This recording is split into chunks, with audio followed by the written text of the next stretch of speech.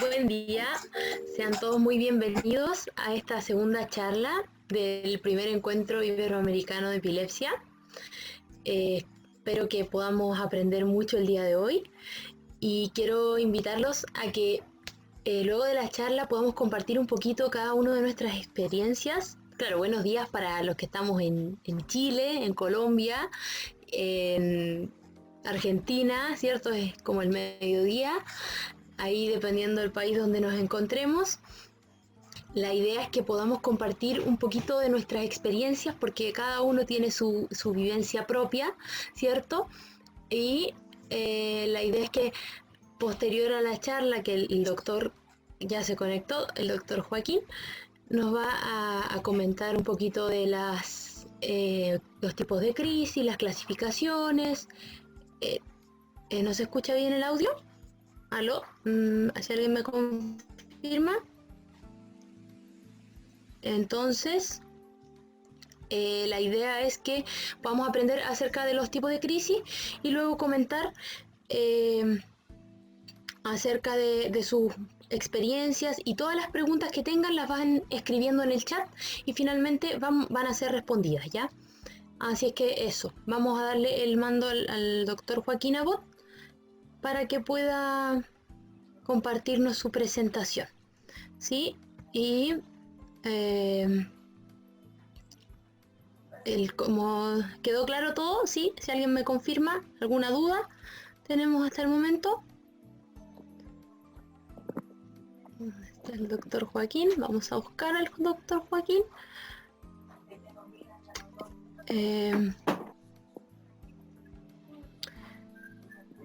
Otra cosita es que después al final si pueden encender sus cámaras y así sacamos una foto grupal de los participantes. Y muchas gracias a todos por estar acá. También eso... Ahí estoy. Ya. Aquí está Joaquín. Muy bien, Hola. bienvenido Joaquín. Qué bueno. Ya. ¿Puedo compartir Entonces, mi pantalla? sí, por supuesto. Ya. Andrea le va a hacer para... Y todos los micrófonos en silencio, por favor. Eso es súper importante para que podamos escuchar con total atención al doctor Joaquín. Mileni, si puedes silenciar tu micrófono, me está faltando. Victoria Aguirre hace falta. Salomé, hay algunos.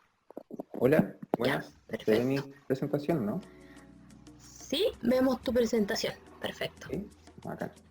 Ya. Ya, Joaquín. Hola, mucho gusto. Mi nombre es Joaquín Abot. Disculpen la demora, pero estoy con pacientes, probablemente como le dijo Noemi. Entonces me atrasé un poquito.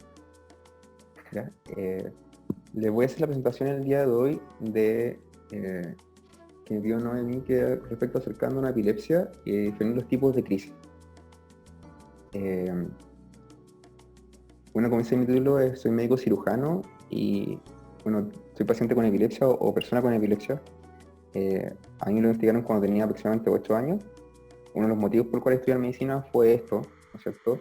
Entender de alguna forma por qué lo que me ocurre, bueno, ya no me ocurre, pero por qué en su momento sucedía. Entonces la presentación que quiero hacer el día de hoy también tiene que ver con eso, por fondo de la información que creo que yo quería tener en esa ocasión, ¿ya? Y que en este momento es la que a mí me sirve para definirme como persona. Experiencia personal es comentarles que yo en su momento yo me definía como: hola, mucho gusto, mi nombre es Joaquín, tengo epilepsia. Me marcaban ese nivel. Creo que finalmente termina siendo un poco como ese fenómeno de automarginación o de alguna forma, ¿ya? Para esto vamos a tener una serie de objetivos en esta presentación que quiero completar con ustedes, que lo primero es comprender la importancia de describir muy bien una crisis, ¿ya? A todo esto se escucha bien el audio, ¿no? ¿Y se ve bien la presentación? Sí, todo bien. Ya, bacán. Señor, todo normal. Ya, fenomenal. Comprender la importancia de describir una crisis muy bien al momento cuando sean atendidos por un médico o un neurólogo, conocer qué es la crisis epiléptica, la definición como tal, qué es lo que entendemos por epilepsia, lo que entendemos por un síndrome epiléptico, y lograr hacer diferencia entre las crisis epilépticas versus epilepsia versus un síndrome epiléptico. Para eso, en nuestro temario vamos a partir con conceptos básicos de anatomía del sistema nervioso central, muy básicos, para poder ubicarnos, más que nada. Definiciones de crisis epiléptica polilae, la definición de epilepsia polilae, tanto la definición clásica como la operacional, y definición de síndrome epiléptico, y finalmente 2 ejemplos de los tantos que hay de síndrome epiléptico. A modo general, esto de nuestro cerebro, ¿no es cierto? Que esto está visto por la cara lateral, como si estuviéramos viendo desde acá. Ya, esta imagen de acá está arriba. Y esta parte de acá es como si lo hubiéramos cortado acá al medio y estuviéramos viendo la parte de adentro. ¿Ya? Nuestro cerebro tiene 2 de estos lados que se llaman hemisferios, uno izquierdo y uno derecho, en el cual nosotros podemos distinguir ciertas áreas. ¿Ya? Lo que conversamos otro día con Noemí, que en el fondo uno tiene lóbulos, que es el lóbulo frontal, ¿no es cierto?, que está acá, el lóbulo parietal, el temporal, el occipital y el límbico. Ya que son los sectores de acá, áreas. Pero lo que es importante, más que definir si hay lóbulos o sectores, es definir las áreas que tiene la función de cada parte del cerebro. ¿Ya? Es así como en este lugar que está acá hay un mapeo de áreas. Y voy a mencionar las que creo que son más importantes para nosotros. Esta área 4, que es la que se ve acá también. ¿Se ve el cursor o no? ¿Sí? Esta área 4, que es la que está acá, que es la que corresponde acá, es el área que se hace cargo de iniciar el movimiento, de generar movimiento. ¿Ya? Y que si vemos también esta imagen que está acá, se continúa por dentro, que serían también este sector de acá, que se llama corteza motora primaria, que genera movimiento. Esta área que está acá, que también se llama corteza motora secundaria, o sea, corteza sensitiva primaria, que se encarga de percibir la sensación, donde yo siento, que está aquí, es la misma que está acá, ¿ya? Y que vemos que también se manifiesta aquí por dentro, ¿no es cierto? Y que se ve aquí. Otras áreas que son importantes, este sector está acá, que es la corteza visual primaria, que se encuentra aquí y se encuentra acá, donde se procesa finalmente la visión, ¿ya? Donde se llega el estímulo luminoso. Y tenemos principalmente acá esta área, la 44 y la 45, que es el área de Broca, que está aquí y que está acá, ¿no es cierto? Por la cara lateral, principalmente en el hemisferio dominante, que se hace cargo del fenómeno de articular el lenguaje.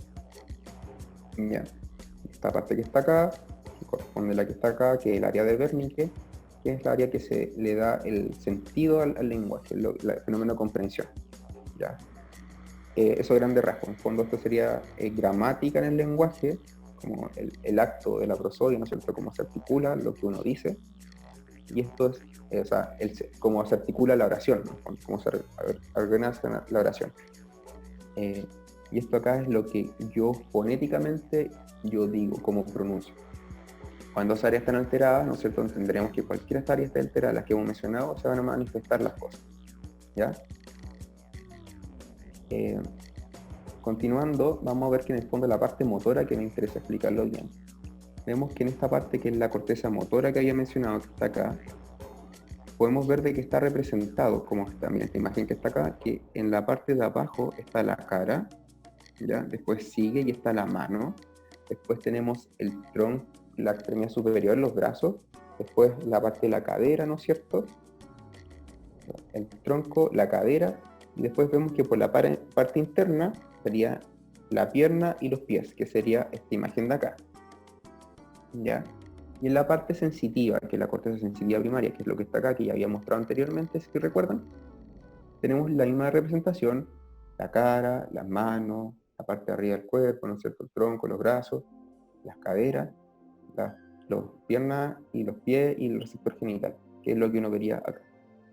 Y esto es importante porque probablemente algunos de ustedes, o los que han visto crisis de pacientes, personas que han tenido crisis epiléptica, van a recordar que a veces uno siente un hormigueo en la cara, después siente algo que sube, un movimiento de la cara, después a veces compromete la mano, ¿no es cierto? Y es porque lo que quiero transmitir con esto es que cuando uno tiene un paciente, una persona con epilepsia, tiene una crisis epiléptica, el fenómeno de por qué se genera primero la desviación de la comisura hacia un lado, estamos dando un ejemplo particular que después lo vamos a revisar al final, después se genera compromiso del brazo o alteraciones del lenguaje, es porque hay una secuencia, ¿ya? Nuestro cerebro está organizado de esa forma y por algo se manifiesta, ¿ya?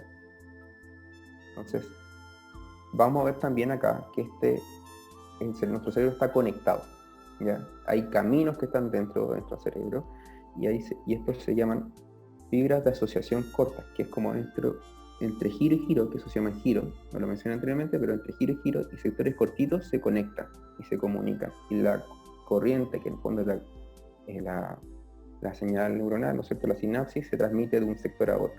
Y también tenemos fibras de longitudinales o asociación larga, que son estas que están acá, o también se le llama fascículos, ¿ya? Que conectan en este caso la parte anterior, el lóbulo frontal, con el occipital. Y uno de esos que hay que mencionar particularmente, que es interesante, que es que está acá, que es el fascículo arqueado, o arqueado, que es el que conecta el área de Broca con la de Bernstein, ¿ya? Entonces, por eso, cuando una persona tiene una crisis, sigue un patrón. Entonces, aquí lo que nosotros tenemos que tener claro es que cuando vemos una crisis epiléptica, esto es reflejo de que hay áreas del cerebro que están viendo afectadas, ¿ya? Y el impulso eléctrico se transmite por caminos que son fascículos y fibras de asociación que ya están establecidos, no es azar, ¿ya? No es un porque sí, esto no viene de la nada, hay caminos que están establecidos y hay áreas que están siendo activadas o afectadas. Y es por eso que una descripción detallada de una crisis ayuda al neurólogo a determinar el origen, ¿ya? ¿Por qué? Porque así el neurólogo dice, esta crisis viene del sector motor, en la parte más bajita, ¿no es cierto?, sector medial, o la parte lateral, ¿no es cierto? Y dice, bueno, cuando pida el electroencefalograma, lo voy a pedir dirigido para allá, o a lo mejor tengo que pedir otra cosa, la resonancia va a ser lo mismo. Entonces, teniendo eso en claro, vamos a definir qué es una crisis epiléptica. En fondo se denomina una crisis epiléptica la aparición transitoria de signos y de síntomas provocados por una actividad neuronal anómala, excesiva o simultánea en el cerebro. En otras palabras, de forma muy simple, en una parte de nuestro cerebro, en una área específica, se generó un exceso de actividad eléctrica. Nada más que eso. Lo principal. Y como dice ahí, es transitorio. ¿Ya? La diferencia entre signo y síntomas, signo es algo cuantificable, medible exactamente, y los síntomas son sensaciones, percepciones. Y esto se empieza a complicar un poco porque es cuando uno lo empieza a definir y clasificar. Esta es la clasificación del IDAC, la ILAC que vemos acá, y vemos que esto tiene definición por inicio focal, generalizado o desconocido. Focal es que con el diagnóstico, con la descripción que nosotros le damos al neurólogo, el neurólogo va a decir, esto parte de este sector específico. Es esta área de nuestro cerebro, de la persona que está frente tuyo, que se está activando. Es esta área del paciente.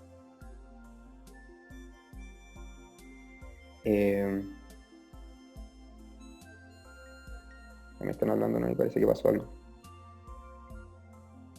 Y lo inicio generalizado es que en fondo es todo el cerebro que se estaría activando, toda la corteza motora que se estaría activando, y en el inicio desconocido es porque no nos queda claro en el momento en que la familia de la persona que está con esta crisis o el mismo paciente, la misma persona, da el relato, no nos queda claro dónde comienza, ¿ya? No es que venga de la nada, sino que no queda claro en ese momento, es como un diagnóstico de trabajo.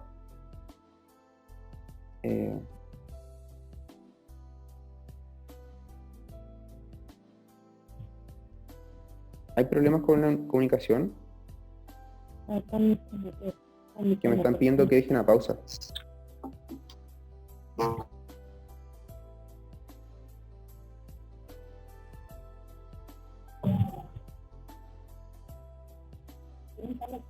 Hay problemas con el mensaje, ¿no?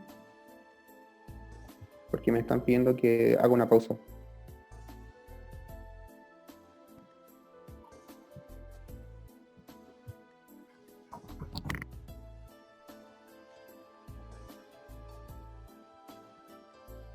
Permiso para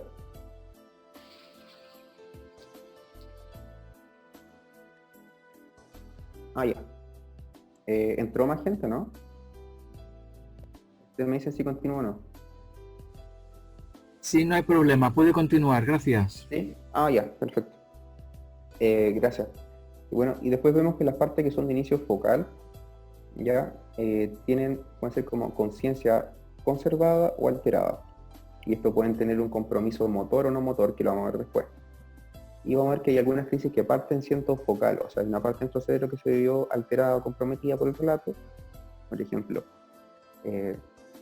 Las personas mueven solamente los brazos, ¿no es cierto? Estas mioclonías que la vamos a ver después, y después eso se generaliza y manifiesta compromiso tónico-clónico secundariamente generalizado. Y en la parte inicio generalizado, la definición es mucho más sencilla: motor o no motor, inicio desconocido, también no motor. Y ahora se nos complica aún un poco más, en el fondo, en que las crisis epilépticas, que son focales, tienen distintos tipos. En las motores son el automatismo. ¿Y dónde está el personal? ¿Qué se van a quedar? Por ejemplo, el automatismo es que la persona se queda chupeteando o queda haciendo un movimiento que no tiene un propósito en su situación, ¿ya? Y continúa con eso. Las crisis mioclónicas, que las voy a mencionar ahora, son las clásicas de la epilepsia mioclónica juvenil, en las cuales la persona tiene movimientos de este tipo, con unas pequeñas contracciones musculares que generan este movimiento, unas sacudidas, pero que no tienen un ritmo, son esporádicas, ¿ya? No hay una ritmicidad, son cortitas. La diferencia es que la clonía, que es la que está acá, ese movimiento es un poco más corto, no es tan alzado como la mioclonía, es cortito y son repetitivos, es rítmico, ¿ya? La postura tónica es cuando hay una contracción sostenida de una parte de una extremidad o una parte del cuerpo, que puede ser también la cara, con la desviación sostenida de la cara, punto, ¿ya? Que puede partir siendo con una contracción pequeña y después se mantiene, se sostiene, ¿no es cierto? O la misma con la desviación de la mirada, que parte y se mantiene fijo en punto. El espasmo epiléptico es más que nada una mioclonía, pero más marcada, ¿ya? Con mayor grado de movimiento. Ya no es tan cortita en el sentido del rango articular o del movimiento que tiene. La atonía es cuando la persona pierde el tono muscular y se cae, pero es porque pierde el tono, no porque queda rígido, ¿ya? Su musculatura, el tono normal que la mantiene fija, lo pierde. La hiperkinética es que la persona empieza con movimientos excesivos de alguna, ¿ya? Sin un propósito como tal.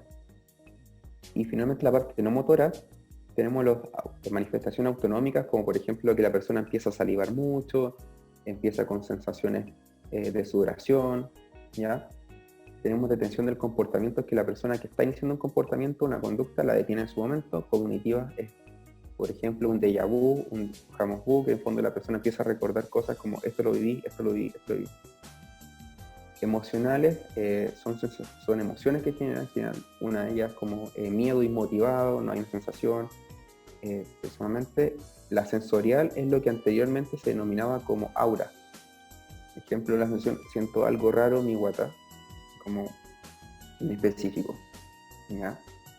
Y en la generalizada vemos que estos se repiten, y las combinaciones que vemos acá, pues sin combinación en realidad, que en fondo la persona partió con una mioclonía y después, con estos saltitos, partió una postura tónica y después empieza con clonías de la extremidad, ¿ya?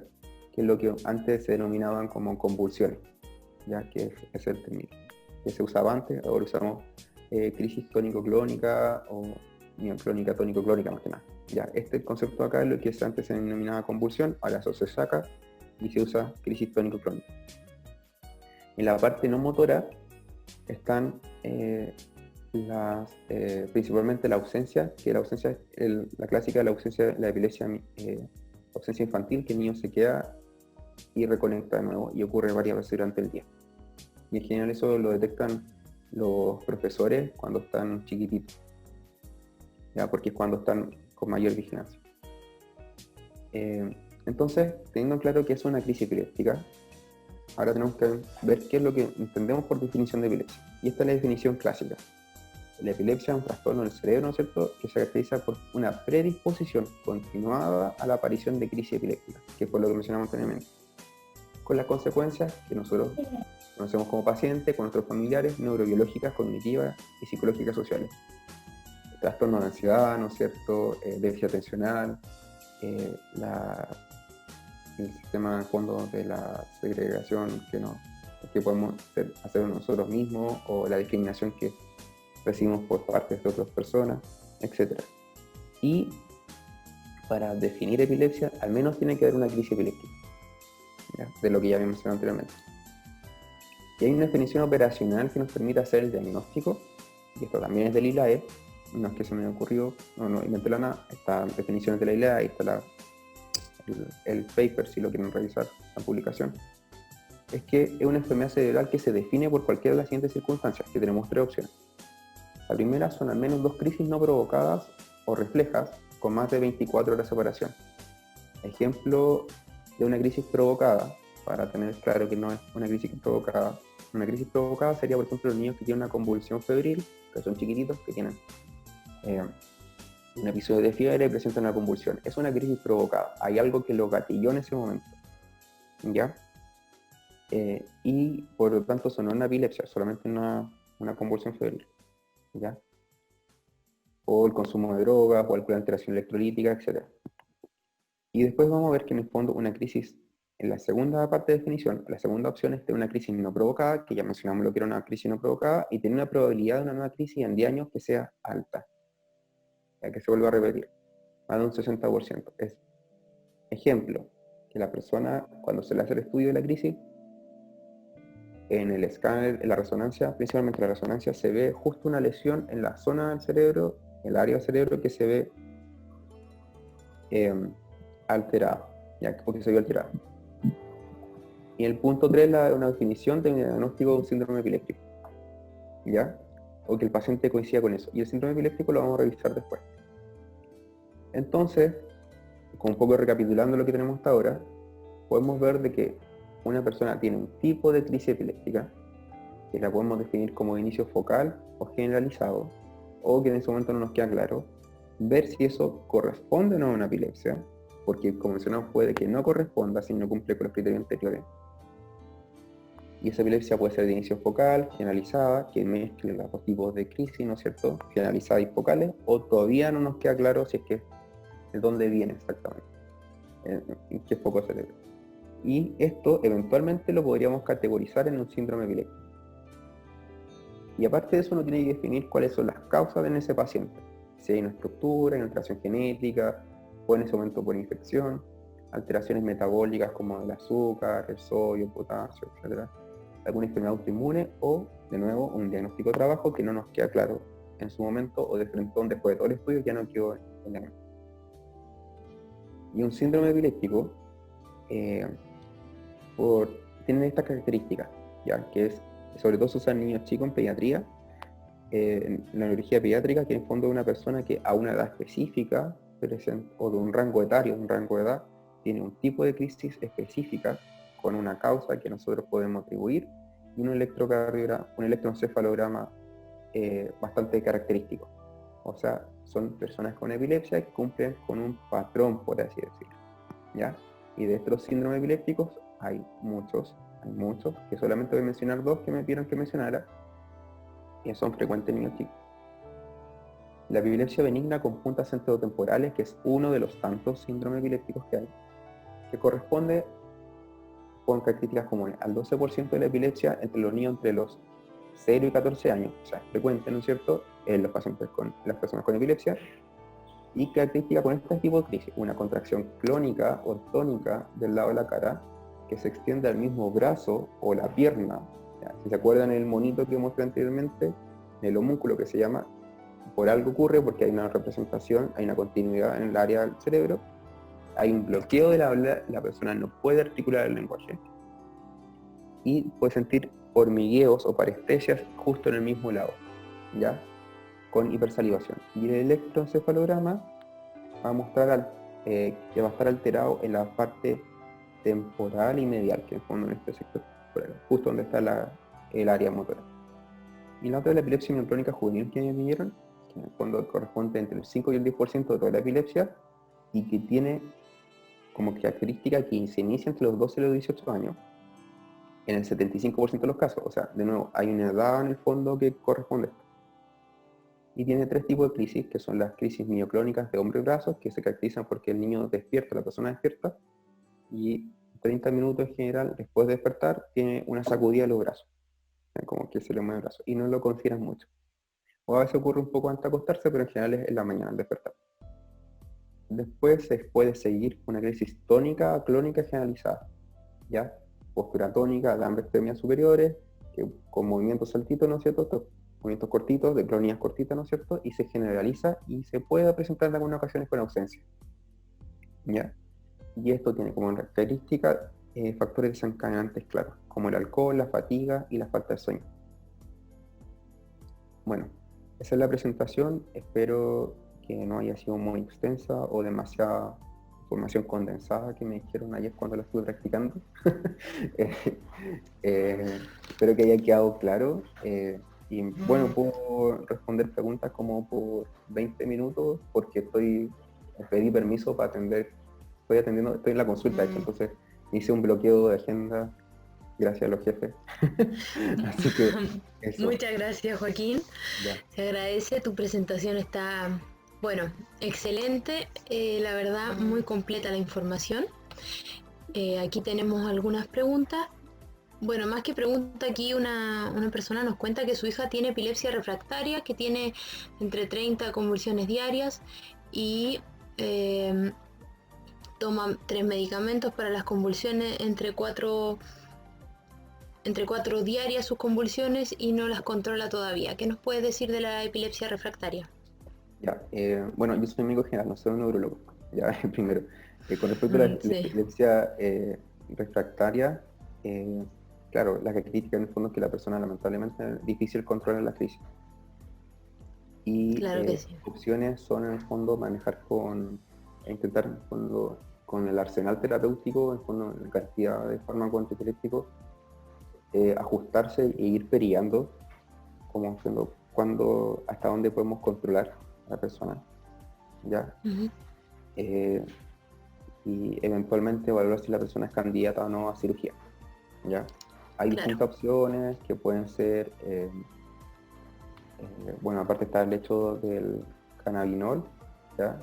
No la aceite de marihuana, como manejo, pero está indicado, por lo menos la evidencia es para 3 tipos de crisis, o 3 tipos de epilepsia, no para todas, ¿ya?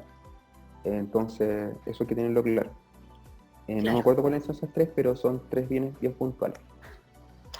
Sí, entonces, bueno, las personas que tengan epilepsia refractaria, eso es lo que ocurre finalmente, y tienen que ver si son candidatos o no a neurocirugía. Eso. Muy bien. Claro, yo tengo epilepsia refractaria, así es que después le puedo comentar algo de por ahí. Ya, una consulta bien concreta. Una persona nos dice aquí, mi epilepsia es por estrés emocional. Me dijeron que se quitaba con un embarazo. ¿Es posible que la epilepsia se quite con un embarazo, Joaquín? No que yo sepa, no sabría decirte sí o no. Y si es como un estrés emocional, como que hay un desencadenante, bueno, no sé, decirte que sí o no sería carrilearme, como se terminó, sería chamullar. Pero si es que el electroencefalograma junto con la resonancia y la clínica demuestran que hay una parte del cerebro que está apuntando, que se está activando y que corresponde al área de la manifestación de la persona, se podría atribuir que sí. ¿Ya? Podría ser una crisis con crisis emocionales, que en el fondo que vimos que hay emociones que se generen, pueden gatillar con la crisis, ¿ya? Si es lo que entiendo, si la manifestación sería eso. Pero, no sé, primera vez que escucho, y en realidad es por desconocimiento, no podría decir ni que sí que no, sería un poco irresponsable de mi parte decir que sí o que no. Claro, lo más importante es hacer estudios, ¿cierto? Y preguntar con su neurólogo siempre. Sí. Como situaciones particulares, creo que ese tipo de preguntas siempre es bueno. Muy particular. Y yo les he comentado con Noemí que practicamos antes, habíamos revisado varias veces la presentación, junto con Noemí y Micaela, que de repente decíamos, bueno, a veces los neurólogos, el médico es un poco empático. Y yo al principio entré a medicina pensando en, claro, que los médicos son súper poco empáticos, pero resulta que cuando ahora yo como médico trabajo, pienso, bueno, realmente a veces uno tiene que tener algún mecanismo de falta de empatía, ¿ya? O fondo para mantener un distanciamiento con la persona. Porque hay días que uno ve, no sé, una mañana en que haces 3 diagnósticos de cáncer, ponte tú, no es como que uno va a llegar muy feliz si es que te empoderas o empatizas tanto con la familia o con la persona. Claro. Entonces muchas veces uno cae entre ese juego viciado, porque termina siendo un vicio, ¿no es cierto? termina siendo un poco desalmado o muy cero empatía. ¿Por qué les comento esto? Porque aquellas personas que padezcan epilepsia, que tengan epilepsia o que son familiares de personas con epilepsia, a veces hay que invitar al médico a conectarse con el paciente, como intentar de que él sea más empático. Ojalá que no sea de forma confrontacional, porque en el mundo de la medicina está lleno de egos muy grandes, entonces ahí probablemente el médico le mande a 6 monos al África, como se dice. En Chile, porque en Chile, aquí tenemos personas no sé de cómo ambos se dice países. claro, no sé cómo se Expliquemos. En el fondo es como le vaya a decir, no, ya me está molestando, señora, no, o señor, no. En el fondo hay que intentar ser como de a poco, ¿ya? Y invitarlo. Yo creo que en general cualquier persona de la salud, o sea quien sea, tiene la predisposición y el deseo de ayudar a otros, ¿cachai? Y muchas veces por este tipo de desgaste emocional que se ve, uno termina como apartándose. Eso. Bien. Aquí hay otro joven que dice que tiene epilepsia refractaria, porque el padezco no se utiliza acá, desde los 8 meses. Y hasta el momento han sido de difícil control, pero no le dan todos los días y va a darnos un espacio a... Ah, ya, bueno, eso él quería compartirlo. Ya, ese era... Bueno, otra pregunta es, ¿qué opinas del estimulador vagal? ¿Tú crees que es un viable tratamiento para las personas? ¿Para qué tipo de epilepsia? Estimulador vagal, mira, no, es un tema que no sé, lo desconozco y creo que, no sé si estará para otra charla o algo así, como que manejo de epilepsia refractaria como tratamiento como tal, de eso, no, me sería carrilarme, no. Eso. Ya, perfecto. Muy bien. Otra pregunta. Yo ya tengo crisis, pero antes de conciliar el sueño tengo calambres, adormecimientos de brazos y manos. ¿Se debe algo que ver con la epilepsia? ¿Tiene algo que ver el tener calambres antes de dormir y adormecimientos de brazos? ¿O tiene relación con otra? De nuevo, porque habría que definir si son calambres o son parestesias o qué es la sensación que siente la persona, ¿ya? Y de nuevo habría que revisar si es que en el electroencefalograma o las crisis normales que tiene la persona, ¿cachai? Las que no, sus crisis como tal tienen algún compromiso que afecte las áreas que podrían eventualmente dar estos calambres, ¿cachai? Entonces, Ya, perfecto. por eso es importante la imagen que le mostraba, porque hay áreas del cerebro que activan ciertas cosas. Hay áreas del cerebro que, creo que quede bastante claro, una crisis epiléptica no viene de la nada. La manifestación que uno ve no lo viene de la nada, no es porque sí, es porque hay una parte del cerebro, un área del cerebro, que ya sea la parte que controla el movimiento, la parte que ve el tema de las sensaciones, la parte que ve el tema del lenguaje, o ve la parte de visual, ¿no es cierto? La visión, que en ese momento está gatillada y se está activando. ¿Ya? Y lo Y importante se es, claro, activa y es crea que un patrón, digamos, el crea que un nos patrón. Y explicaste. después en fondo sigue un camino, ¿ya? Y en el fondo, por ejemplo, si una persona me dice, pucha, tengo crisis, son epilepsia, son crisis visuales, ponte tú, ¿cachai? Y después tiene movimiento. Aparte eso tiene como alteraciones motoras, ¿ya? Y si se acuerdan, la imagen en la parte visual está acá atrás y la motora está acá adelante, un poco más adelante, ¿no es cierto?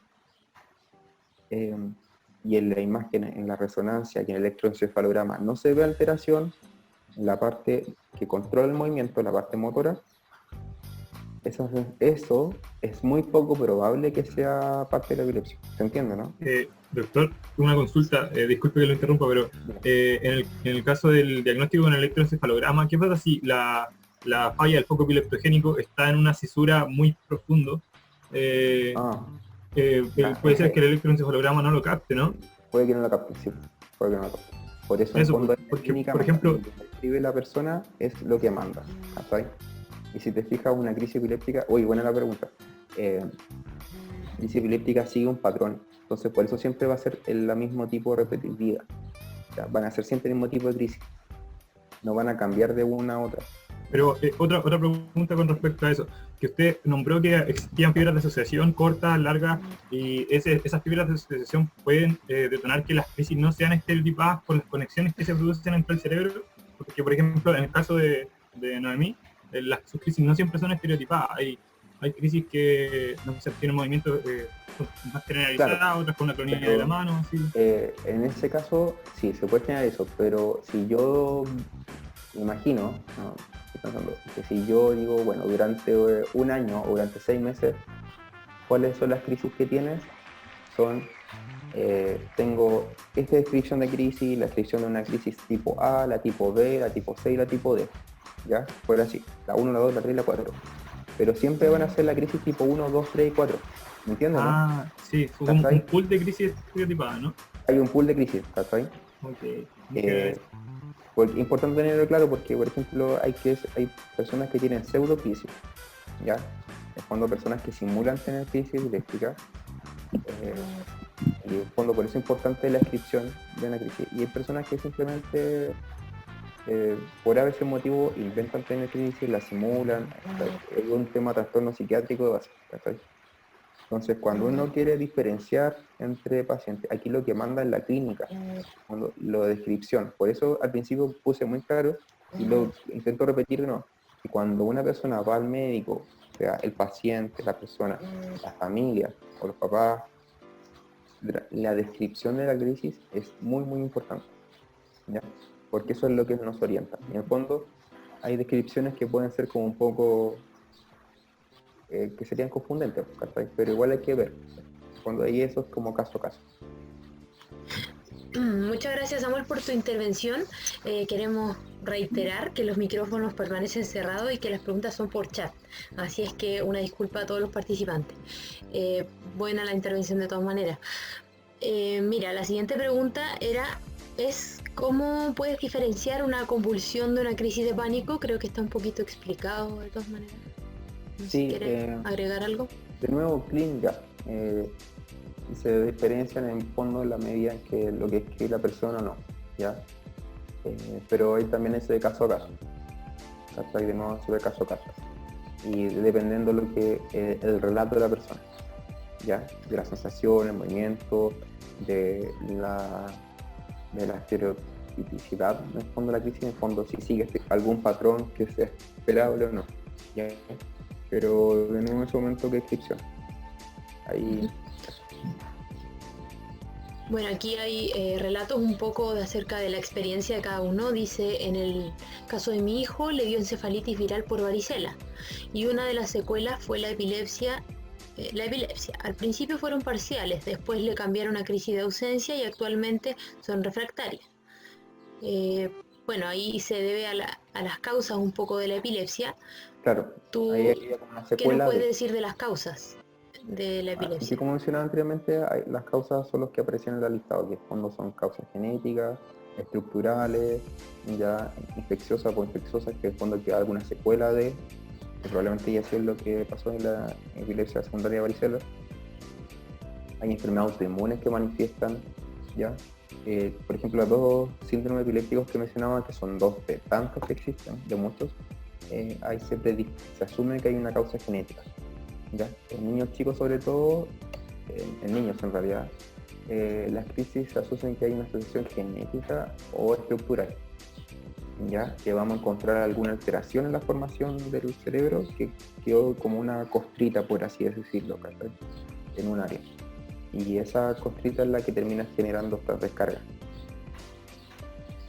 Por ejemplo, los traumatismos. Hay personas que quedan con un traumatismo encefalocraneano, un golpe que creo que haya sido severo, no como el chiquitito que no se pega y no pasa nada. Y puede que haya quedado posteriormente en eso con una epilepsia, ¿ya? Etcétera. Están también alteraciones metabólicas, pero que tienen que ser ya crónicas, ¿no es cierto?, constantes. Entonces, si se acuerdan del gráfico, la imagen que mostré en la parte de la derecha, ¿no es cierto?, ahí decía que cuando hay distintos tipos de causas, y esos distintos tipos de causas son causas de la crisis y por tanto de la epilepsia. Claro, no siempre la causa es determinable, ¿verdad? Claro. Dice, mi mamá tuvo epilepsia, yo empecé con crisis de ausencia y posteriormente epilepsia. Llevo 10 años en tratamiento. No tengo ningún aviso previo a la crisis, sin embargo he notado que en las crisis he sufrido un momento en que mis emociones estaban de un extremo a otro. Mi pregunta es, ¿hay alguna predisposición hereditaria para tener epilepsia? Sí hay una predisposición hereditaria. ¿En qué porcentaje exacto? No lo conozco, pero hay una predisposición. En mi caso, mi abuelo paterno tenía, mi papá tiene, mi hermana tuvo convulsiones con fiebre, y bueno, yo. No sé el porcentaje exacto de transmisibilidad en el fondo, de herencia, pero sí hay factores. De hecho, por eso los neurólogos cuando les preguntan, sobre todo, preguntar antecedentes familiares de epilepsia, antecedentes familiares de convulsiones con fiebre, son nuestras preguntas, ¿ya? Para ver si específicamente hay algo de eso o no. Yeah. Eso. Luego dice, debido a un infarto cerebral, tengo ausencias, de las cuales a veces soy consciente cuando se terminan y en ocasiones no. A veces sigo haciendo durante la ausencia lo que estaba haciendo. Antes de su aparición, por ejemplo, masticar. Mi pregunta es si hay algún elemento del cual depende al ser consciente del suceso de la ausencia y cuál o cuáles pueden ser. De igual manera, quisiera saber si el hablar de manera inentendible por algunos momentos también podría definirse como una crisis de epilepsia. El problema del habla. ¿Se entiende la pregunta? En el fondo, de la parte del trastorno del lenguaje secundario de epilepsia, sí, se puede dar, pero habría que ver si es como una asociación, o sea, no como la crisis como tal, sino que como una comorbilidad o una condición asociada a. ¿Cachai? ¿Entiendes la diferencia? Es como que la persona con epilepsia, no sé si se dieron cuenta, pero cuando yo hablo a veces me cambio las palabras en la presentación. O hago en eso. Ya, eso no es que sea una crisis epiléptica, es porque cuando hay una asociación de epilepsia con ese tema del lenguaje. Es como un daño que queda, una secuela. Claro, no decirlo como secuela daño, pero hay una asociación de, ¿ya? Eso. Entiendo. Pero también habría que ver si es que la persona en su momento tiene una afasia asociada a la crisis, como en la crisis. ¿Cachai? Claro, sí. O justo después de la crisis aparece esta afasia o esta alteración del lenguaje.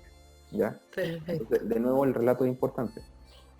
Yo creo que muchas veces, muchas de estas dudas que ustedes están planteando ahora, creo que mejor cuando la respondan con el neuro. Y por eso le hacía la invitación antes, porque en el fondo el neurólogo los conoce a ustedes, sabe cuál es la resonancia a ustedes, sabe cuál es la clínica a ustedes, y cuál es el electroencefalograma. ¿Y por qué digo esto? Porque en el fondo para los médicos en general a veces es difícil entrar en un estado de empatía con el paciente. ¿Sabes? No es que uno no quiera, pero es porque por toda esta cuestión de la formación profesional, por la carga académica y por la carga laboral, si fuésemos 100% empáticos con todos los pacientes, al día terminaríamos estos pedres, al finalizar el día. Entonces, y por la dificultad que significa también llegar al diagnóstico de epilepsia, porque tampoco, digamos, es una patología fácil de diagnosticar, como tú mencionaste, ¿verdad? Sí. Entonces, bueno, los invito a que cuando estén con su neurólogo en el fondo, los inviten a ellos a que les expliquen, ya con calma, ya. Eso es importante. Sin miedo, porque muchas personas le tienen miedo al neurólogo. A veces así como escribir el papelito, y muy difícil. Un papelito como preguntas. Doctor, tengo esta pregunta, esta otra pregunta, esta otra pregunta. ¿Ya? Eso. Ya, eso. Aquí hay una pregunta muy interesante que dice, ¿cuántos síndromes epilépticos existen? Me tengo que ir. No. Ya. Sí. 2 segundos. Hay un montón de preguntas, no las vamos a poder hacer todas. Última, ¿verdad? Ya, última. Dice, ¿cuántos síndromes epilépticos existen? ¿Tú puedes cuantificarlos? 40, no me acuerdo. Exactamente aproximadamente. Alrededor de 40. Ya, porque está una diferencia entre los síndromes epilépticos y las crisis de epilepsia, ¿verdad? Entonces, ¿es cuantificable uno de esos? ¿Cómo? ¿Que una crisis epiléptica se asocia a un síndrome epiléptico? No. ¿Cuántos tipos de crisis epilépticas, cuántos tipos de síndromes epilépticos podemos cuantificarlo? Pero las crisis epilépticas son las que mencionamos ahí. Ya. ¿En número? El número no es como cuantificable porque en el fondo depende del movimiento que se genere. ¿Recuerdan? Ujú. Seguimos la tabla que es como focales, cuando las focales, motoras, no motoras, en las motoras. Ya, ¿hay momentos tónicos? Sí. Puede ser una postura tónica de la cara, del brazo izquierdo, del brazo derecho, del tronco, del cuello, ¿cachai? De la pierna, de los dedos, ¿cachai? Etcétera. Entonces, cuantificar eso como de forma tan detallada no es algo que se tenga que hacer, sino que es esa tabla que le mostré. En el fondo hay motoras, no motoras, y de las motoras están las tónicas, las mioclónicas, las atónicas, ¿no es cierto? Los espasmos epilépticos, los automatismos, la etcétera. Y a lo mejor Entonces, infinitas que no conocemos, claro, porque es un mundo, van naciendo, el cerebro todavía no está totalmente estudiado. Bueno, Joaquín, agradecemos infinitamente tu disponibilidad, tu disposición. Una pregunta que queda acá es si te gustaría compartir con todas las personas participantes, con nosotros, tu presentación, o si prefieres dejarla para ti y vamos a compartir nosotros el video de todas maneras. Ya, sí, la puedo enviar, no tengo ningún problema. La envío en PPT, se la envío después. Ya, me la Sí, envías a mí, yo la porque comparto con la red iberoamericana, porque sí, como sí. red iberoamericana tenemos un correo. Bueno, me despido de Joaquín porque él tiene sus cosas que hacer.